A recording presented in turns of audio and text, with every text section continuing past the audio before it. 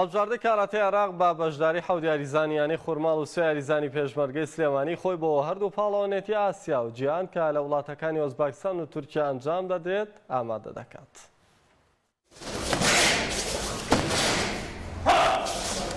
ئامادەکاریەکانی هەڵبژاردەی کاراتی عێراقا بۆ بەشداریکردن لە پاڵەوانیەتیەکانی ئاسیا و جیهان.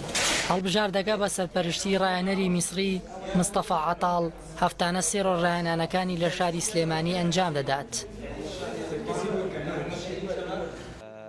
دەکاری بۆ پاڵەوانێتی ئاسیا دەکەین کە لە وڵاتی ئۆزباکستان ئەنجام دەدرێت. پاڵەوانێتەکە بۆ هەموو ئاستەکانە. پشتیوان بەخوا ئەنجامێکی شایستە بەدەست دەهێنین. چەندین یاریزانی کچیش بە بڕیارێکی تۆپی عێراق دەبێت بەشدار بن. هەوڵ دەدەین لە ڕێگای پاڵەوانێتی ئاسیاوە زۆر بەباشی خۆمان بۆ پاڵەوانێتی جیهان ئامادە بکەین.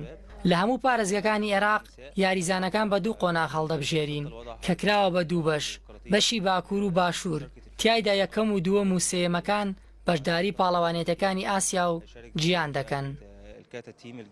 هەڵبژاردەی کاراتی عێراق لە حەوت یاریزانی کوڕیانەی خورماڵ و سێ یاریزانی کچیانەی پێشمەرگەی سلێمانی پێک هاتووە.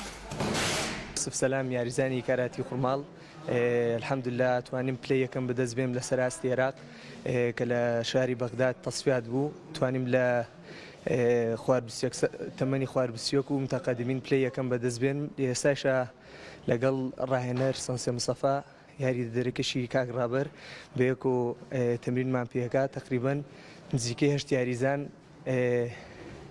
ئەکادمیای کاراتی خورماڵ و هاتوین لە سلێمانی تەمرینەکەین. ئەمە زمانەوەی ئینشەڵا لە بتوڵاتی ئاسیا کە لە مانگی 27 لە ئوزباکستان دەکرێت ئینشەڵا نەتیجەی چاک و بە پلەی یەکەمی گەڕێن. هەڵبژاردەی عێراق ئامادەکاریەکەین بۆ پاڵەوانێتەکانی ئاسیا و پاڵەوانێتەکانی عالەم کە لە مانگی 8 و 9 ئەنجام بدرێت. هیوادارین بتوانین لەم ماوەیە کە لە بەر دەستمانایە بتوانین ئاستێکی باش تەمرینێکی باش بکەین بۆ ئینشاءالله پشتیوانی بخوا بتوانین ئەنجامێکی باش هەم شارەکەمان هەم بۆ وڵاتەکەمان بەدەست بێنین.